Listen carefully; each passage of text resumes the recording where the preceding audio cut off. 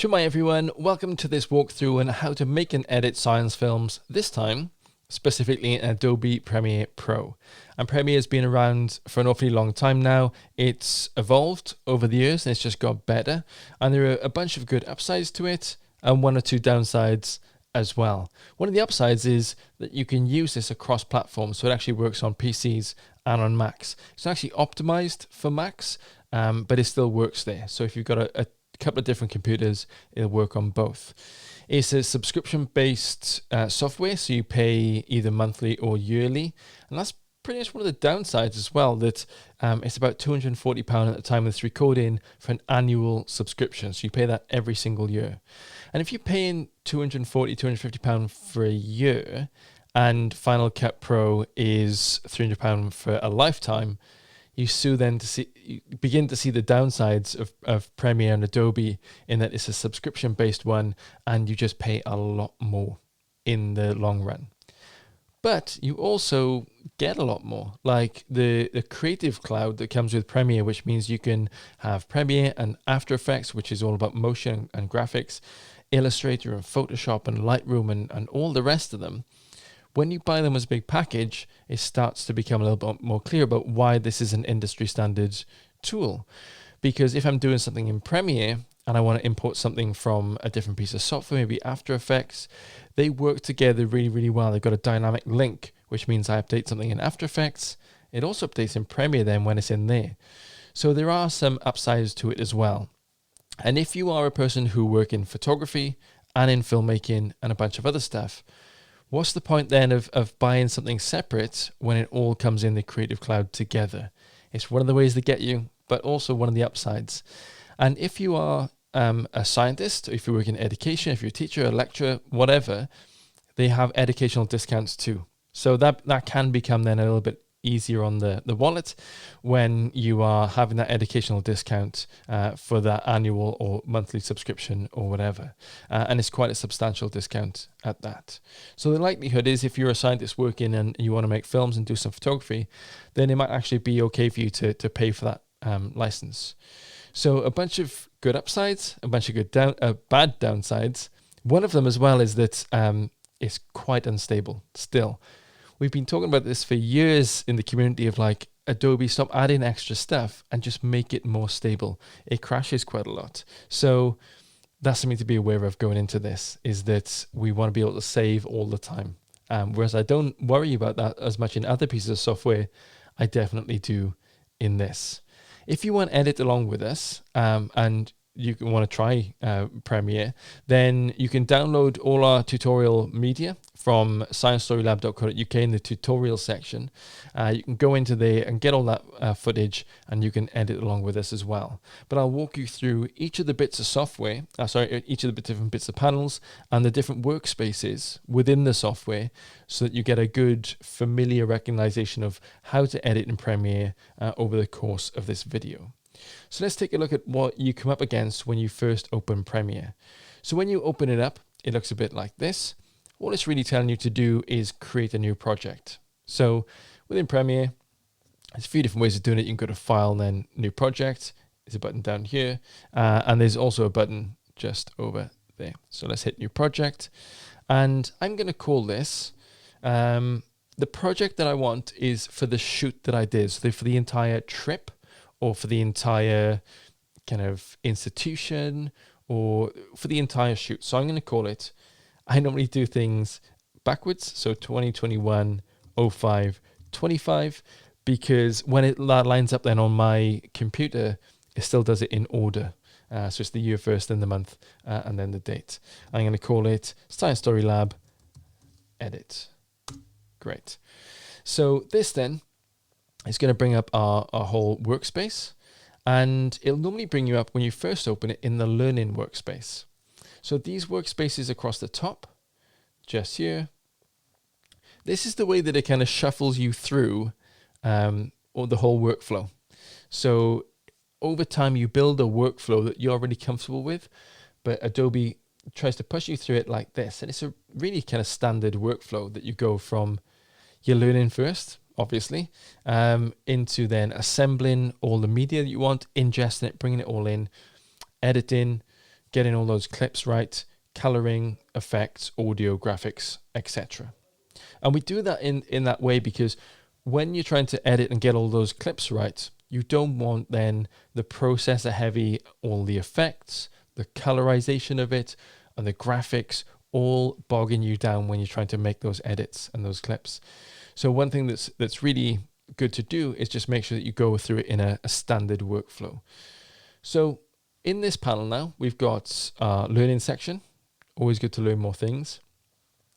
Then we've got a source monitor, which is this one, which means all the clips that we bring into this, we're going to look at in here in the source. And then with the program, that's going to be what we actually see in our film, in our timeline. This is our timeline sequence down the bottom, timeline for the sequences down the bottom. I'll explain what they are in a second. We've got a bunch of different tools that we can use just here. And then we've got the project and the media browser just there. So all of these you'll become familiar with over the course of this video. So we're going to jump ahead from the learning section then into the workspace that's called assembly. And we can bring our media in through here. So one of the ways of doing it is you can right click and import. You can go to file and then go down to import. The way I like to do it though is I like to be organized up front and make sure that when I import it, it's already there for me to use. So all my A-roll is the primary footage that I'm going to use to drive the narrative forward. So in this case, it's an interview, but it could be a piece of the camera, people talking, etc. Then the B-roll adds context over the top of that. So this is all going to be context footage, whether that's where we are, what we're doing, and that kind of thing. Technically, drone footage is also B-roll footage, but I just like to separate that out into drone, logos and graphics, and then music as well.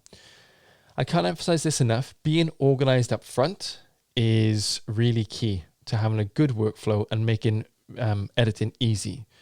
One of the reasons editing becomes really hard and becomes a task and you don't want to do it anymore is because you're not organized up front, and it's just like, where did I put this clip? Where did I put that? Where's the still section that I need? So being organized up front makes it all easier, makes it all a nicer experience, and just makes it a quicker, more efficient way of doing things. So I'm going to highlight all these, and then I'm just going to drag and drop them into here. These will import the files then into Premiere Pro. I can get rid of this, and you'll notice that it's already put them into folders. So these folders now are called bins, and each one of these bins will have in it a different amount of footage. So that's got my A-roll in it, my B-roll, drone, logos, graphics, etc.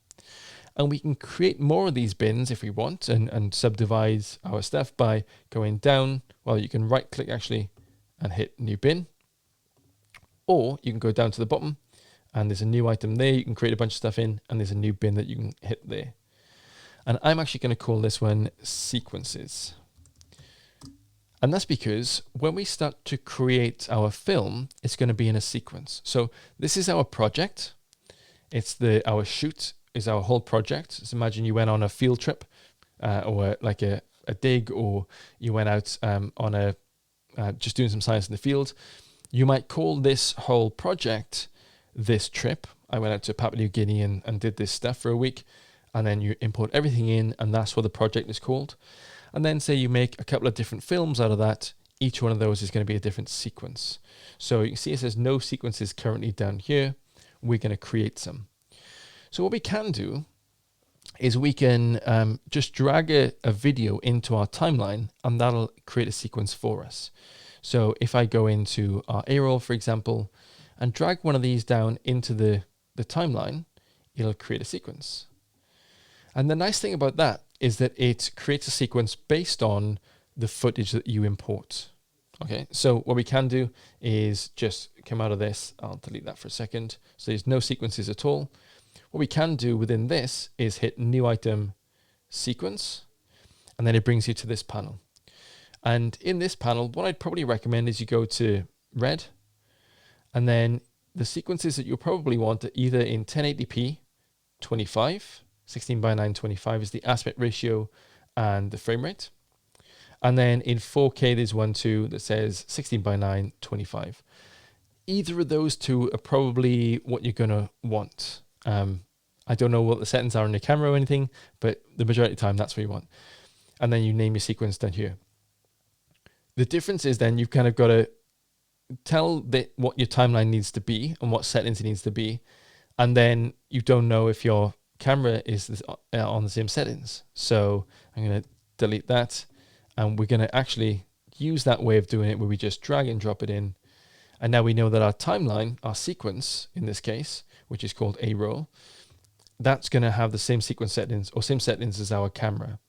I'm going to drag this back up into our project and into sequences. And I'm going to go in and I'm just going to call it Tamara 60 seconds. Okay, you'll see it's changed down here now as well.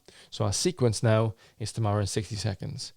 If I want to, I could actually copy and paste that and call it Tamara 120 seconds. And I could make a 2-minute version of the same thing. Obviously, when I finish with this one, I can duplicate it and then copy it over. So one of the good things about Premiere is that it's really easy to do that and create multiple sequences all to do with the same stuff.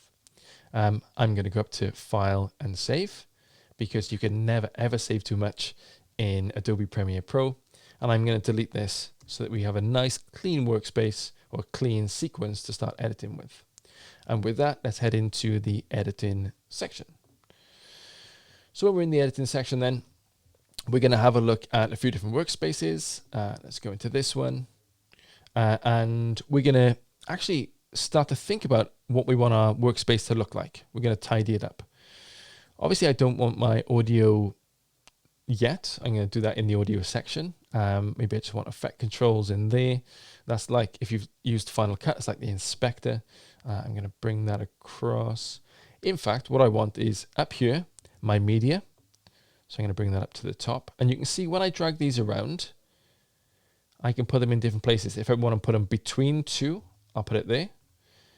If I want to put it at the bottom of one, I'll put it there. But if I want to include it in with these, I'll just drop it in there. So this is now my project folder. And I'm going to bring effect controls down to the bottom. So it's a really neat way of organizing your workspace so that it works how you want it to work. If you've got multiple monitors, you can actually drag these and place them on a completely different monitor so you can watch them back there. So let's have project to begin with. We've got our source monitor, which is where we're going to look at the clips that we're going to put in our timeline. And this is our actual timeline just there. Okay, so let's go into, well, to begin with, what we want is we're going to work from left to right, but we're going to add some context footage to begin with. So let's go into maybe drone and pick a little bit of footage that says, this is where we are, and this is the environment that we're in. So when I pass my mouse over these, you'll see that you get a little bit of a scrub, a little bit of a skim through it. So let's have a look at this. If I want to see it a bit larger, I'll double click and it'll bring it up in my source monitor. I can't scrub through this like that, so I've got to grab it down here and then I skim through it like this. So if I want to bring this now down into the timeline, I can do. I can drag this down and put it in. What you'll see is it's given me on V1, on video 1, it's giving me a track, and I can make that bigger by doing that. You'll see it's on audio 1, it's giving me a track. It's giving me something here. There's nothing to go along with it because there's no audio that goes with this drone footage. It'll probably be me kind of like sat there flying the drone. So we don't want that audio anyway. But what we can do, if we don't want any audio to come in with it, is just bring it in by hitting this one. This is drag video in only. So we can just drag the video in by itself and it gives us no audio. But also that's 45 seconds long. And I don't need anything that's 45 seconds long. I want about a 10-second intro made up of a few different clips. So let's go to this and use a different method. We're going to hit I for an in point, and we're going to hit O for an out point. And that's given us this section here. It's highlighted that section. And then when we bring it down, I'm actually going to put it onto V2, which is going to be our second timeline, which is going to be all our B-roll. So V1 is going to be our primary narrative that drives the story forward, and V2 is going to be all the B-roll. I might actually use V3 then to put graphics on and things. It's just neat to keep all of your similar footage on the same track, as we call them in Premiere. Okay, so we've got a little bit of footage. That's still a little bit long. That's like 8 seconds long. So you can see that my timeline down here, my sequence is being played in this monitor over here. So we want to make that a little bit less. We'll do that in a second. Let's bring in some more footage. First, probably a little bit of glacier footage, I reckon. Just dipping over the edge of this. Like so. So I for in, O for out. And then we're just dragging the video onto track 2, which is going to be our B-roll track. We're already up at 20 seconds, which is way too much. So what I want to do with both of these is increase the speed so they get through quicker. So what I can do for these is I can right click and go to speed duration, and then I can increase the speed. I can either increase that speed by a percentage, or I can drag this to the left to make it quicker, or to the right to make it slower. Generally, you can't make stuff slower. So if you imagine this is shot with 25 images every second, if then I try and go to, slow it down to 50%, that means I'm only playing 12 images, 12 and a half, every second, which is not enough. You need 25 fitted in. The only way to get around that is to shoot more images than you need, which is where 50 frames per second of the likes comes in. So in general, with this footage, I can't slow it down. I can only speed it up. So I'm going to go to 200%, or I can just go to, let's have a look at it around about 2.5, 3 seconds. 3 seconds is fine.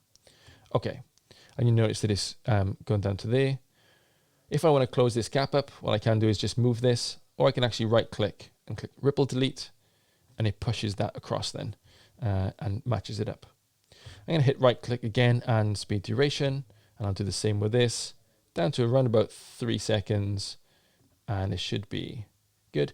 If I wanted to reverse this footage, I can do it in here too. You see reverse speed, that'll reverse that footage, but I'm happy as it is. So when it goes over the top, and then it starts to look down, and this continues to look down as well. That's great. Okay. Now what I want to do is introduce Tamara, who's our climber, and I'll go back to my project and open a new bin, which is my B-roll there. You can see that when you start coming into here and opening more and more bins, that you start getting all these across here, and you have to go to this one to actually find them all. But what you can do then is you can right click on it, close panel, right click, close panel. Just close these down and just try and stay on top of where all those bins are coming out.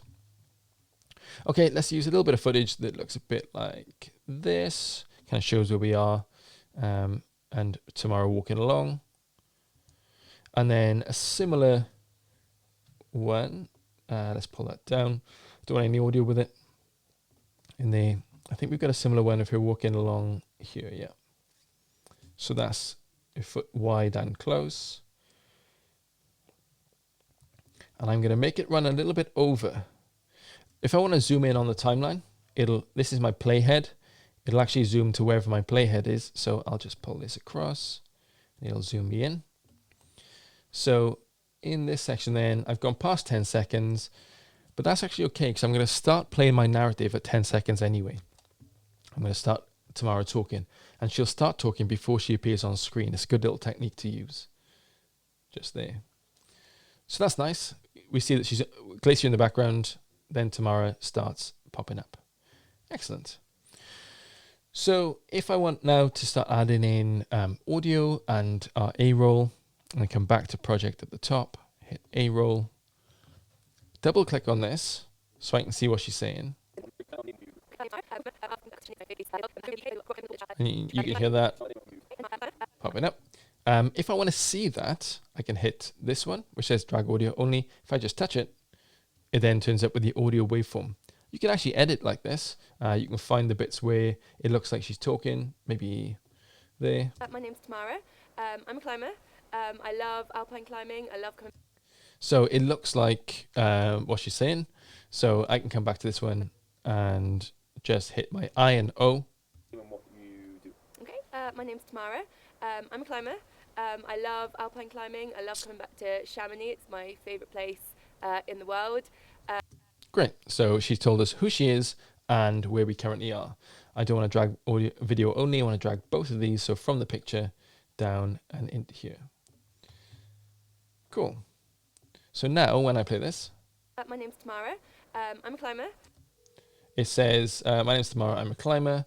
If I want to shorten this up, or if I want to just drag each end, I can grab the end just there and drag it out and in like that. Tighten it up like that. My name's Tamara.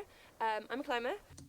Excellent. So she starts talking before she appears on the screen. That's great. So in my audio track 1 now, I've got Tamara's talking. It's my primary audio track. It's exactly what we want to hear.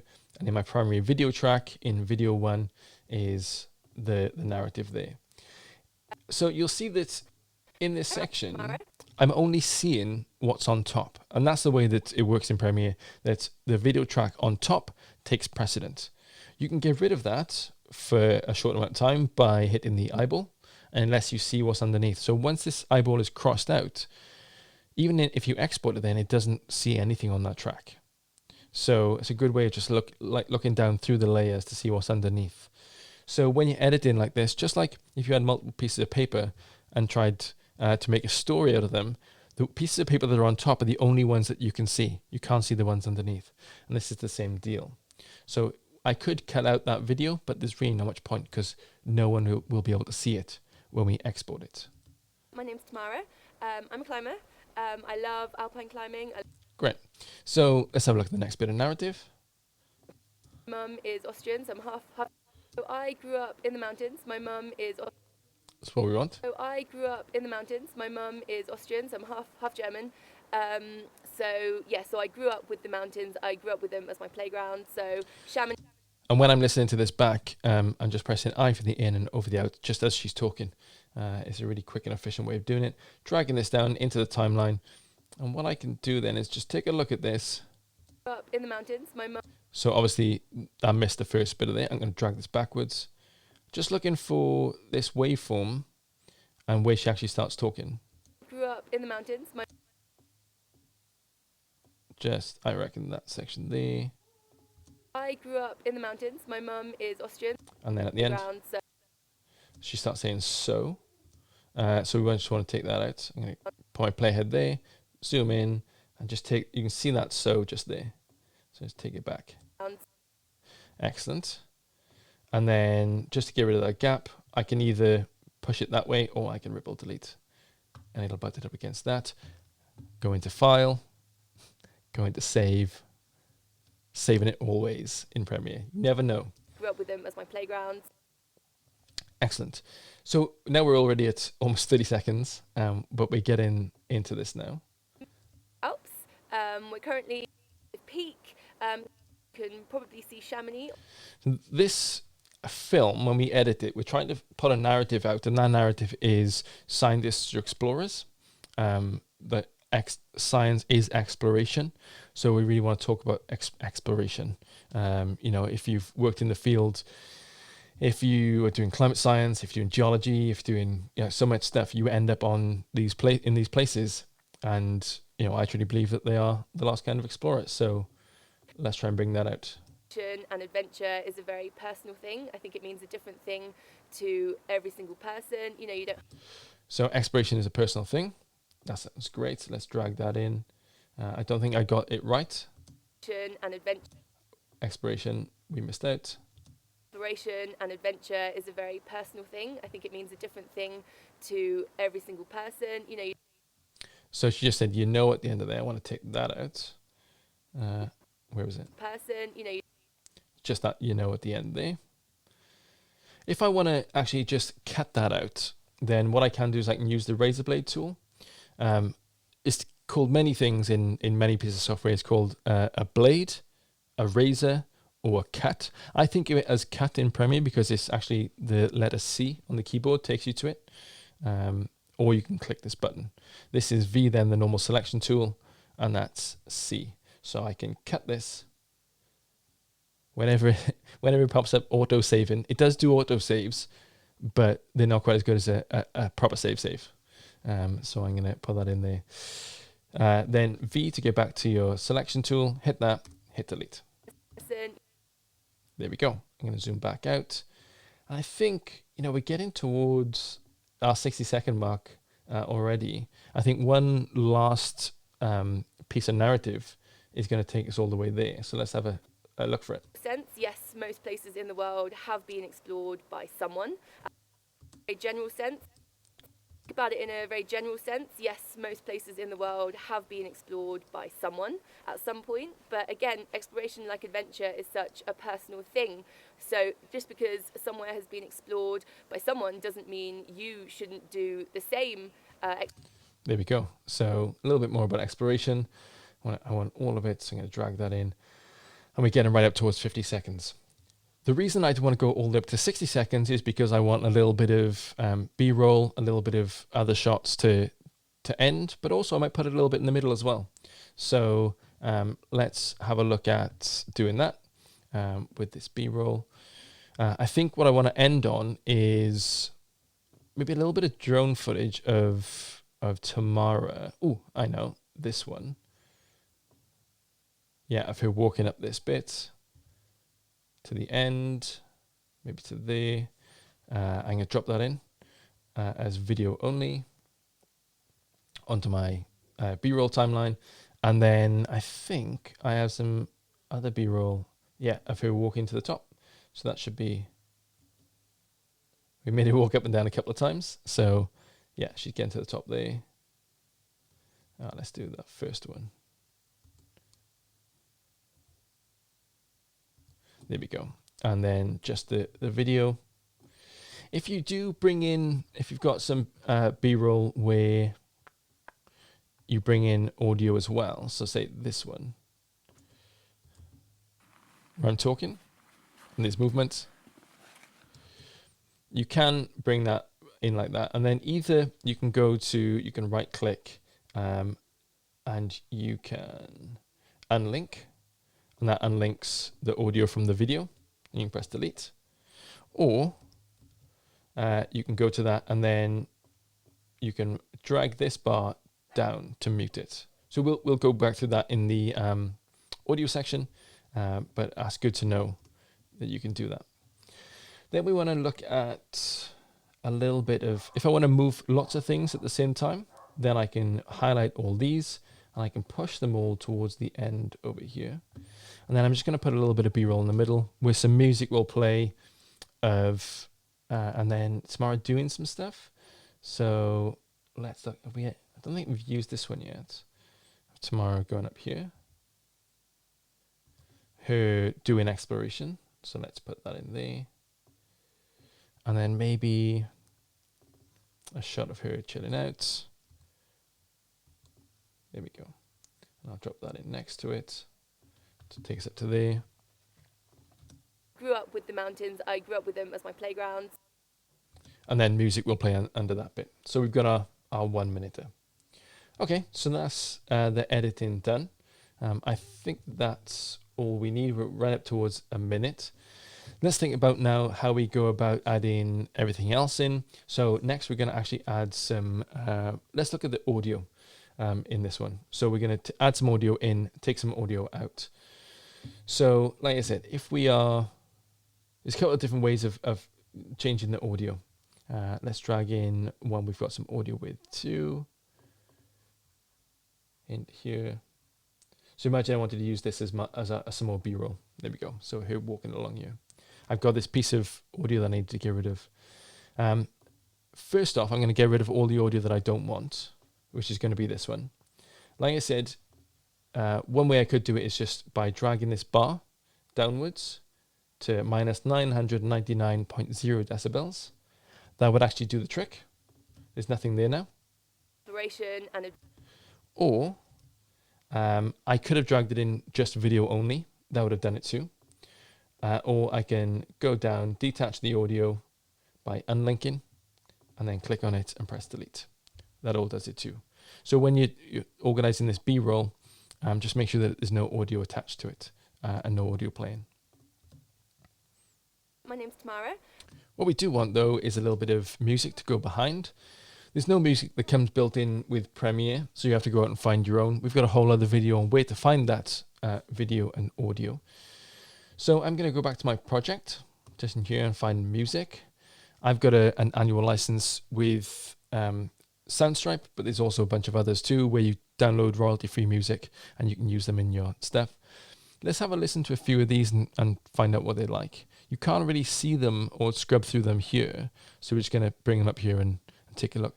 You can kind of see from the waveforms what you think they might be. Like that one looks pretty full on. That one looks a bit more chill. This got sections that might work. That one looks really loud. Okay, so what's this one? Down, down, down. We could burn it down. I mean, I don't really like vocals in my in this stuff, so let's not use that one. That's all right.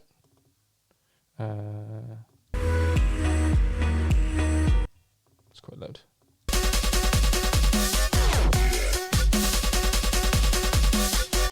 Wow. Okay. This one is fine. Okay, so I could drag all this down now into here, but you can see it's way too long. Oh, it's really long. So I don't want all of it. Now, what I could do is I could hit C and cut this in the middle. In fact, I could cut a big chunk out of it from maybe there to there.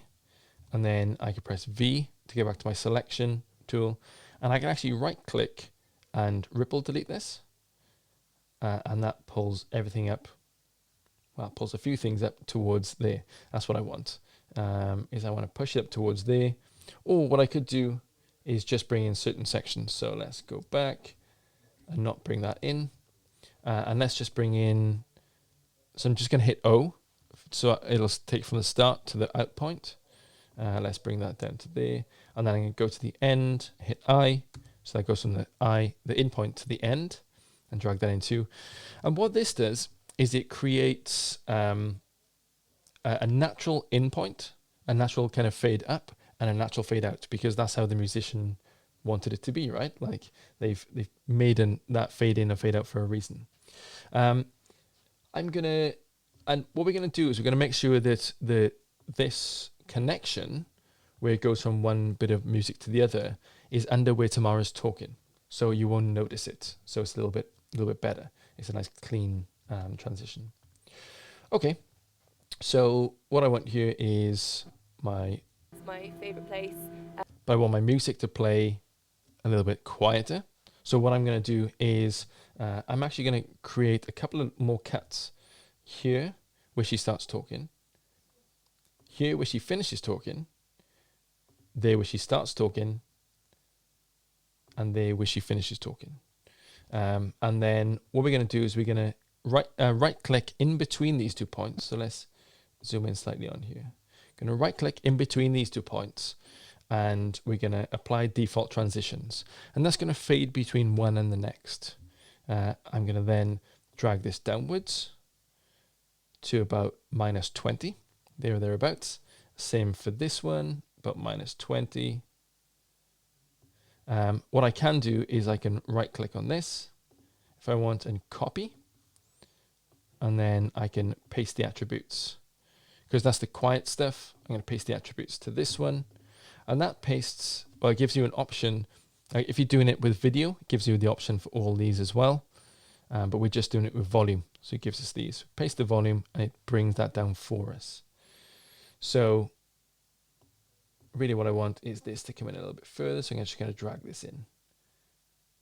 So it drags it nicely.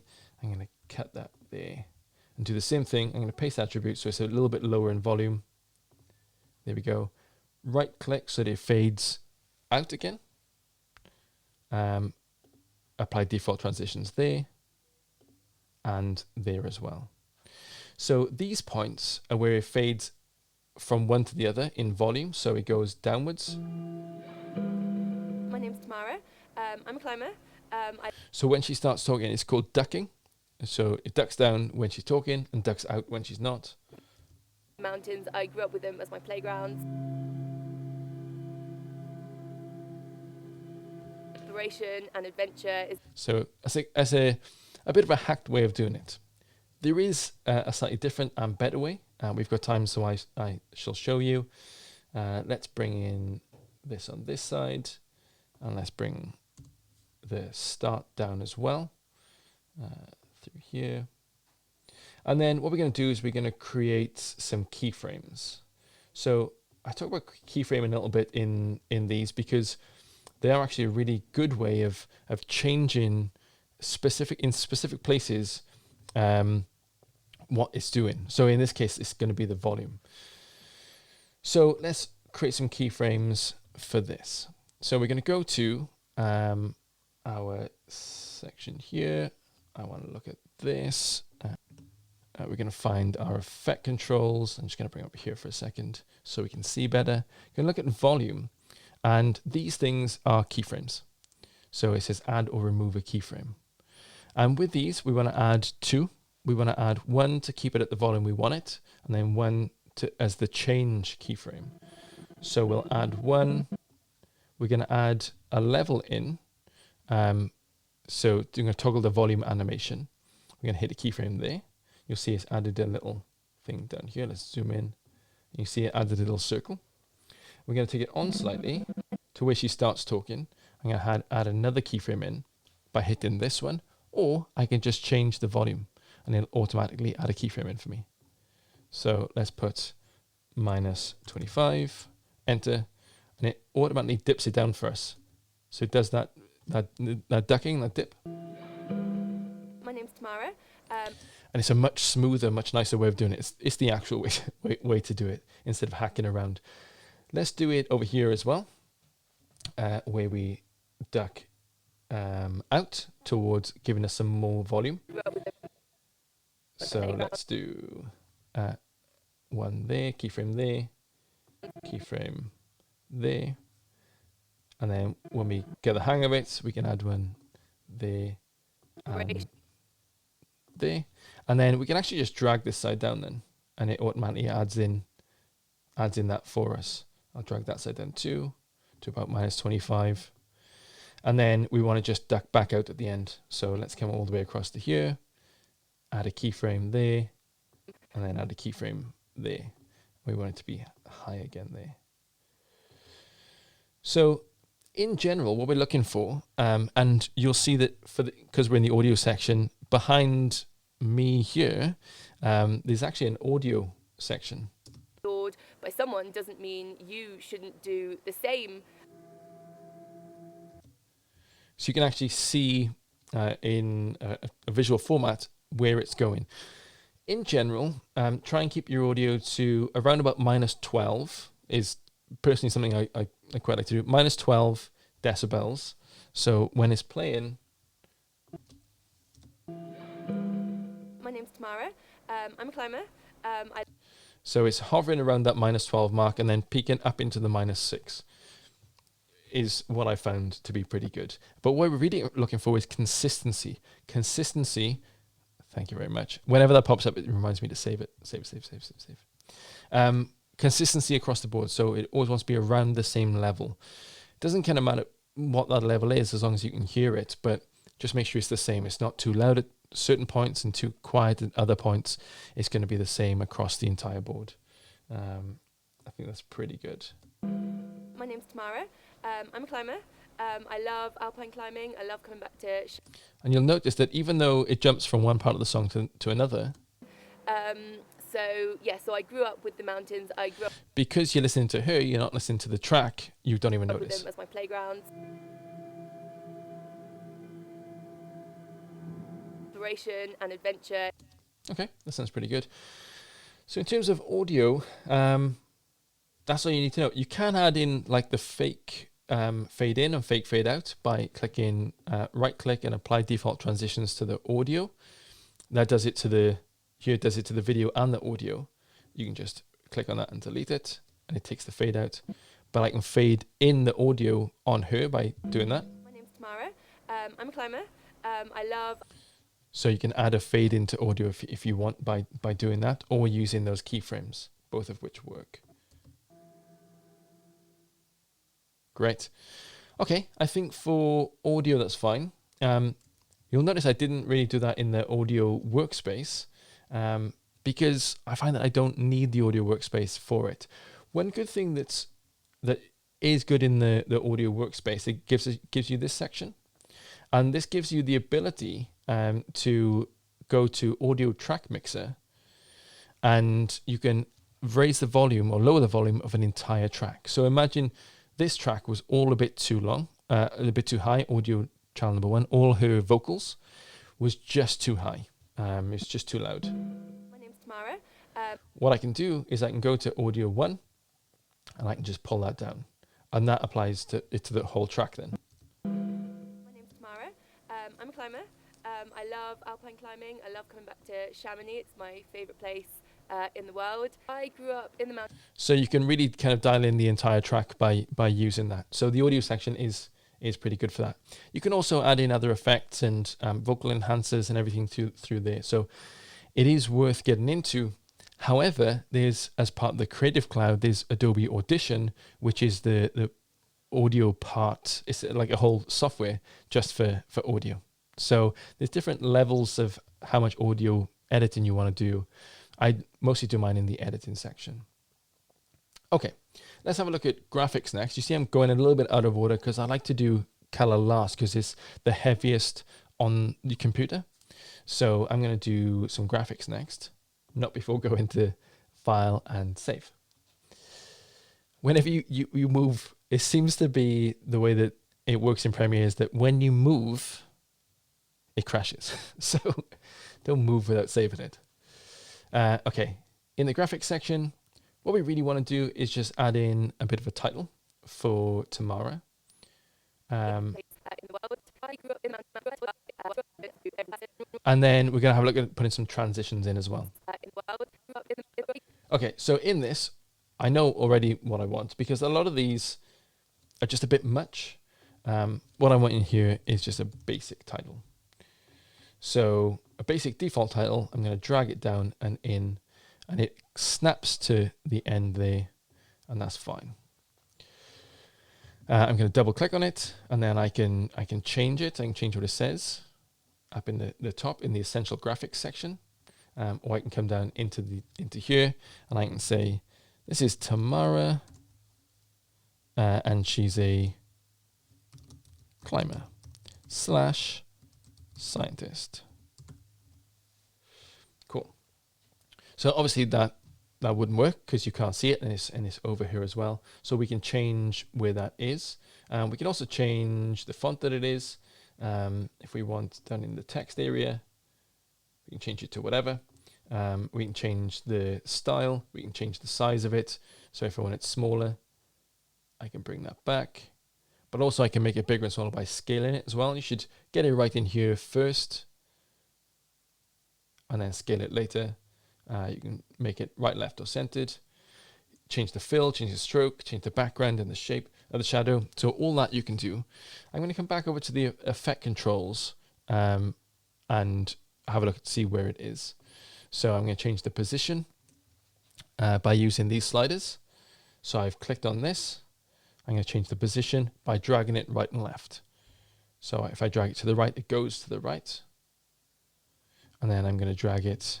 Obviously, I can't drag this downwards, so I'm going to drag it to the right, and it goes downwards. So it's just in there. If I want to change the scale, I can do that too. If I want to reset at any point, I can reset the parameter just there. I can rotate it. If I hit 180, it'll obviously go upside down. Also moves it off the screen. So that's all I need for that. What I also would like is for it to fade in. It just kind of appears.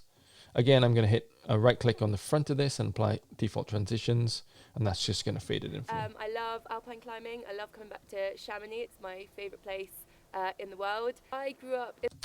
And obviously then there's quite a big jump from one thing to the next. So as well as doing the graphics, we're also going to do some transitions.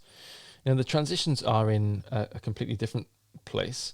So let's have a look at those. I'm going to go back to editing. And we're going to have a look at these transitions. Let's go to effects. I'm going to bring this up for you to see up here. And then we've got audio transitions and video transitions. So these transitions, I don't really use any of them. Dip to black and dip to white are pretty good. But if you dissolve from one thing to the next, you just drag them and drop them over there. So it looks a bit more... in the world. I grew up in the mountains. My mum... It's not actually that bad. But then some of the other ones, let's remove that. Just going backwards. Like a wipe, like a barn doors. Place in the world. I grew up in the mountains. My mum... They're very PowerPoint 1990s. We don't tend to use them that much, especially like this isn't a stylized thing. We're not trying to have a particular style. We're just trying to tell a story, and anything that takes the audience out of it removes them from that story. So I'm just going to go back, take that out. I'm just going to use what I would call a natural transition. And what that is if you've got two shots that are very similar, in the world, like these, I grew up... but slightly different, it's really weird if you go from one to the next. You can use them. It doesn't matter. You're just trying to tell a story. But really what I want is for them to be dramatically different. So what I'll do here, just use a natural transition, which is as if you're going from one camera angle to another. So I'm going to come back to my effect controls. Let's get this out of the way. Put it back down here. Clear up some of these panels. Let's close a bunch of these up. It's always in this, you're always trying to chase yourself and just be organized. In effect controls, I'm going to look at the motion of this clip. Okay. I can also look at the opacity of it, whether I want to make it go away or not. Sometimes that's helpful. You've also got the audio in here as well, which is also helpful. But in the motion, you've got position, scale, rotation, just like we did for the graphics just now. But for scale, I'm just going to scale this up, this particular clip, just by dragging it from one side to the other. And then I'm going to move it to around about where she was in the one previously. There we go. So what I'm doing is punching in slightly by an extra 25. World. I grew up in the mountains. My mum... And you punch it in slightly, which makes it a different shot, essentially. You can't do this like indefinitely because essentially what you're doing is digitally zoom in, and that is actually taking some of the resolution away. So this isn't going to be as good a shot as the last one was. But in a pinch, to create a different angle, I think that's absolutely fine. And I'm going to do the same here too. In fact, what we can do is I can right click on this one. I can click copy, and then I can put right click, paste attributes. It's going to ask me if I want to do these ones. That's fine. Volume's the same, so it doesn't matter. Do that, and it's done it for me. So there we go. It jumps back out then. I'm just going to move it slightly so that just down slightly. So your eye line is a little bit more similar. Cool. I think that's fine. All right. What's next? Saving is next. Saving's always next. Lastly, I think I want to do some colors. So let's get to the color of it all and into the color section. So this is the color section. You've got some scopes over here, which tell you what the colors are. You've got our program monitor in here. And then we've got this lumetri color just there. So we're going to change a few of these and just correct them. All we're going to do is color correction. Not necessarily kind of grading and stylizing our footage. You can do that by adding effects into it. But we're going to just have a look at each of these and check out if they look correct. So you can see straight away that this one actually looks a bit dark. So I want to brighten it up. So I can come into the basic correction panel on this side and start tweaking these. So I'm going to bring up the exposure just here, bring that up. And you see what it does to this panel. Effectively, what this is luminosity up and down. And you want to try and keep it in between, say, there and there, between 20 and 80. So bringing it up into the center, that makes it a bit more correct like it was on the day. Like that's what I'm looking for all the time, is like, does it look like it did on the day? So that bring that exposure up really helps. That one looks pretty good. That looks like it was in the day, as was that one. And that one too. Maybe this one I can bring the saturation up slightly. So I'm going to take basic correction out, go to creative, and just add a bit of vibrance instead of saturation. That's a more intelligent way of doing saturation. It's more intelligent in this, not more intelligent in my head. And then I want to look at the other B-roll. Maybe I want to look at the white balance. So in your camera, you'll have to select the white balance, and sometimes you don't select it correctly. Sometimes you can kind of go in after and fudge it. So we're going to go back to this and click temperature. What you can do if you know something was white on the day, I mean, snow is pretty white. I can actually click this, and it's when you see people with those white cards that they hold up in front of their face, it's that you can do a white balance selector later on. So I can click this and click on a piece of white card or a piece of snow like that, and it should give me an accurate-ish representation. This was actually quite blue on the day because we shot it at sunrise, but I'm just going to add a little bit of warmth into it, and that's fine. And then a little bit probably of contrast just to get those blacks a bit blacker. This one looks fine to me. And then just at the end, these two shots, I think they can be a bit brighter. You can see on these scopes that it's way down the bottom. So I'm going to increase the exposure of this, getting more in that range of between 20 and 80. Add a little bit of contrast in. And now it looks a bit more like the second shot as well. For this, I'm just going to raise the shadows, which is just the shadows, as you might imagine. What that does is make the blacks less black. So I'm going to raise up these blacks as well. So raise down those blacks. It probably added a little bit of contrast. And actually with that, we've lost a little bit of saturation. Let's add the vibrance into.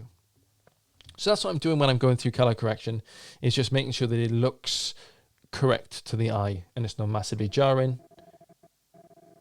If I want to go back into this and look at it without the changes that I've made, I can come to Lumetri Color just here and press the FX and it goes away.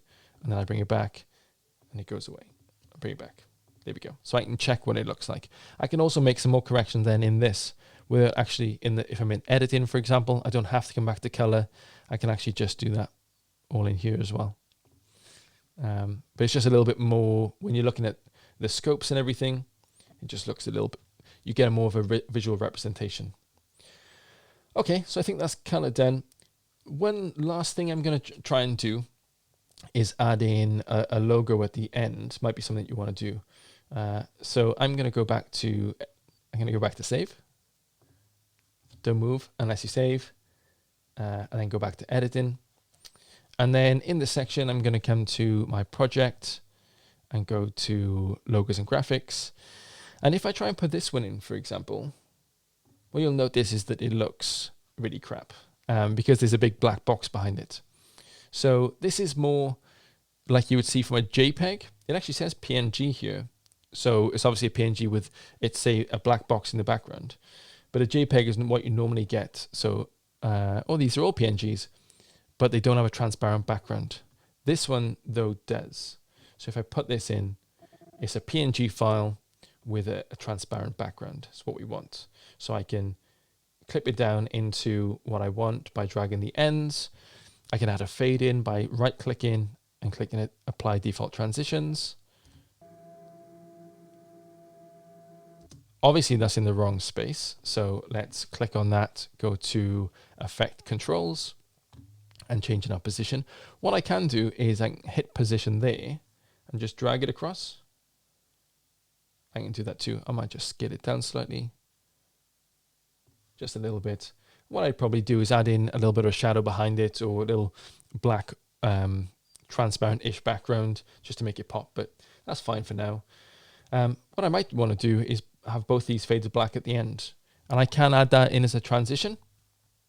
It's down here in the video transitions, in dissolve dip to black, or I can just right click, apply default transitions, and the same on this one, because if I didn't, it would stay there when the other one went, which would be weird. Apply default transitions. And they both fade to black. There we go. So I think that's a pretty good sequence now. where we've introduced Tamara. We've got our music in the background. We've got our titles in. We've got our graphics in. Make sure the audio is correct throughout it, so it's consistent throughout it. It dips down where it needs to, comes back up where it needs to.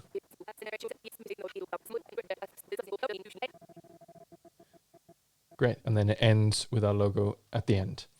So that's a 1 minute clip now that we can export and share. One of the things that, save. Thanks for reminding me, Premiere Pro, save.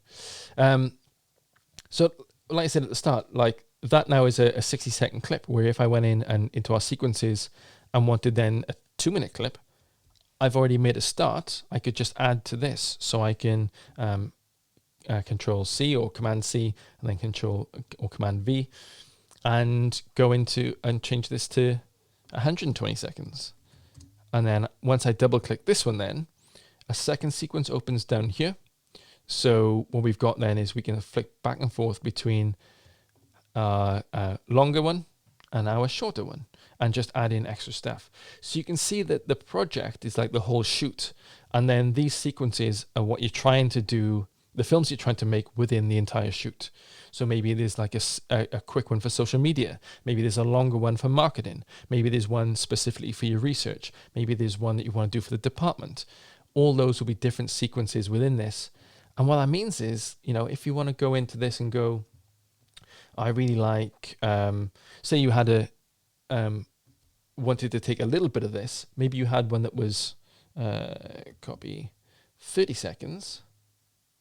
For example, let's open that up and keep them in order because, you know, we're not animals. Maybe then I just want this section and I can copy that. I can go into, imagine we don't have anything in this yet. And maybe I want to bring this in. I want to copy it and bring my playhead to the start and paste it. And then just the last bit of that there, copy, paste, shorten that music up. Shorten that music up to there, and then just pop that on the end. You know, we're getting quite close to a 30-second clip then. So sequences you can chop and change and bring in from others and the likes. It makes it really handy if you've got a project that's like your entire shoot, and then you've got sequences within it. What I want to do now is in the 60-second one, that's the right one, is go to File and Export. Down here, I want to export the media. Thank you very much. And this has selected the entire clip, which is what we want, 1 minute and 2 seconds. Generally, match source high bitrate is something I export a lot of stuff as. It's just, it matches the source in the resolution, and it's quite a high bitrate, which means that it's quite good quality. You can change this. You can come down, some that you might want to use are high quality versions, 1080p, that's HD quality, and then 2160p, which is 4K. So those two you might want to use, but watch the estimated file size when I change to those. High quality 4K goes up to 629 meg. So for using stuff normally, 80 meg is fine. If you want to get that a little bit lower, say you want to send it on WhatsApp, which I often do, you can actually bring that down by changing this target bitrate. So if I went down to 8, for example, that brings it, that's close to the WhatsApp limits. Let's go to 6. That brings it under there. So if you're trying to get it down under a file size, you can use some of these settings. But you can have a play around. Like I said, normally high bitrate is just what we want. Medium bitrate is just a little bit less. There we go, 25 meg. And that's fine too. So this is what we're going to export. Then we hit, you don't want to hit Q because that brings up Adobe Media Encoder, another part of the Creative Cloud, and that pumps everything out then at, you can pump out a lot of different sequences all at the same time, a lot of different versions. So we want to hit export, and that'll export it out to, well, wherever we said. Actually, we want to tell it where we want to go. So the output name there, you click on it, and then you tell it where you want to go before it'll actually export it. So we can do that. So that's a quick look at Adobe Premiere Pro. Like I said, there's there's so much more in Premiere. Like, there's a good reason it's like industry standard as a way of working and editing. But quite often it can become too much, and that you're paying for too much, and that there's just like, you're only ever hitting the tip of the iceberg. So, I really enjoy things like Filmora and iMovie, and we've got a separate tutorial on Adobe Rush, which is a kind of a stripped back version of this as well. But if you do want to really kind of get into filmmaking and editing as part of your science, as like a way of getting your stories out there, there's not much that's better than Adobe Premiere Pro. It's just, you've got to be willing to take that leap and to pay that extra money and the learning curve, everything behind it, and deal with saving things like all the time. So thank you very much for taking part in the walkthrough. I hope that it was helpful for you. If you've got any suggestions about extra things that you want to find out from Premiere, like how to kind of green screen and how to do motion graphics and things, and like extra things in Premiere, reach out to us and ask, and we'll try and continually put out these walkthroughs and more tutorials, and make sure that scientists get what they need from these tutorials, and that we're always putting out stuff that makes sense and that's really good. So thank you very much, and happy science filmmaking.